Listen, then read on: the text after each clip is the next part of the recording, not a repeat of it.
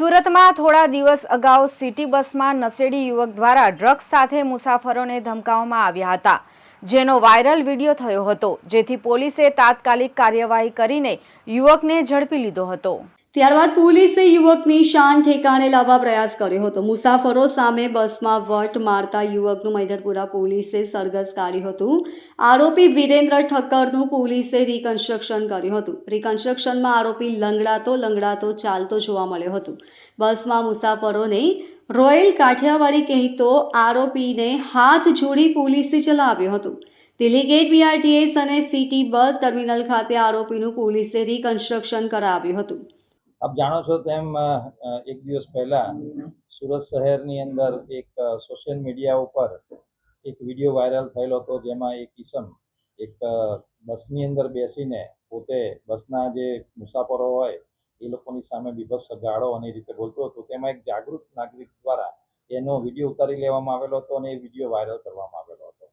સુરત શહેર પોલીસની અંદર એક સંકલનથી આ ગુનો બહુ ટૂંક સમયના ગણતરીના કલાકોમાં જ ઉકેલી કાઢવામાં આવેલો હતો, જેમાં જે વિડીયો સુરત પોલીસને મળતા, જેમાં સુરત શહેરની સાયબર ક્રાઇમ જે સેલ છે તેના દ્વારા એ વિડીયો અધિકારીઓને આપવામાં આવેલો હતો।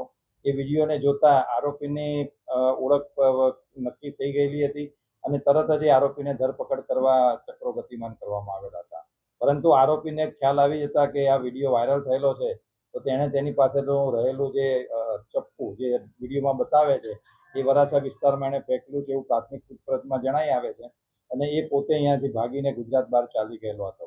તો તરત જ સુરત શહેરની પોલીસ ફરીથી એક્ટિવ થઈને અલગ અલગ ટીમો બનાવેલી, જેમાં ક્રાઇમ બ્રાન્ચની ટીમ પણ સામેલ થયેલી હતી અને હ્યુમન ઇન્ટેલિજન્સ અને ટેકનિકલ સર્વેલન્સના આધારે આ આરોપીને ગણતરીના કલાકમાં જ મહારાષ્ટ્રની અંદર 40 ગાંવ વિસ્તારની અંદરથી આરોપીને અટક કરી લેવામાં આવેલો હતો અને ગઈકાલ રાત્રે મતલબ સવારે રાત્રે આરોપીને સુરત પોલીસ લઈ આવેલી છે। આરોપીની પ્રાથમિક પૂછપરછ કરતા જણાઈ આવે છે કે તેનું નામ વીરાંચી તરીકે ઓળખાય છે, જેનું આખું નામ વીર કેતનભાઈ ઠક્કર છે, જે અગાઉ સુરત શહેરની અંદર 9 જેટલા ગુનાઓમાં પકડાયેલો છે। તેને પાછા પણ 2019માં કરવામાં આવેલી છે। એને નશો કરવાની આદત છે અને જ્યારે આ બનાવ બન્યો ત્યારે એ પોતે નશામાં હોય એવું ધ્યાનમાં આવેલું હતું, પરંતુ આ વિડીયો વાયરલ થતાં પકડાવાની બીકે એ ગુજરાત છોડીને ભાગી ગયેલો। પરંતુ સુરત શહેરની જે પોલીસ છે એ ટીમ વર્ક તરીકે કામ કરીને ગણતરીના કલાકોમાં જ આરોપીને મહારાષ્ટ્ર ખાતેથી પકડી લાવી છે અને અત્યારે એને ઇન્ટ્રોગેશન ચાલી રહેલું છે અને વધુ તપાસ પોલીસ કરી રહી છે। એ વાત સાચી છે, એને પૂછપરછમાં કન્ફેસ કરેલું છે કે એ ડ્રગ્સ છે એ અઠવાડિયા પહેલા એ મહારાષ્ટ્રથી એને ખરીદેલું હતું અને જ્યારે એને ડ્રગ્સની જરૂર હોય ત્યારે મહારાષ્ટ્ર આ રીતે જતો હોય અને એ દિશાની અંદર પોલીસ ઊંડાણપૂર્વક તપાસ કરી રહી છે કે આ કેટલી વખત લાવેલો છે, ત્યાં મહારાષ્ટ્રની અંદર એને આ ડ્રગ્સ કોણ આપે છે, એ દિશામાં પોલીસ ઊંડાણપૂર્વક તપાસ કરી રહી છે। એમડીનો એ બંધાણી છે, એને જ્યારે જરૂર પડે ત્યારે બોમ્બેથી લાવીને એ પોતે પીવે છે એવું એને પ્રાથમિક પૂછપરછમાં પોલીસને જણાવેલ છે। લોકોને શું અપીલ છે આ નશેડી ધમાલ મચાવી હતી ત્યારે કયા પ્રકારે એ આરોપીને ઝડપી લેવો? આ કેસ આમ સ્ટડી જેવો છે એટલા માટે કે જાગૃત નાગરિક દ્વારા એનો તરત જ વિડીયો ઉતારી લેવામાં આવેલો।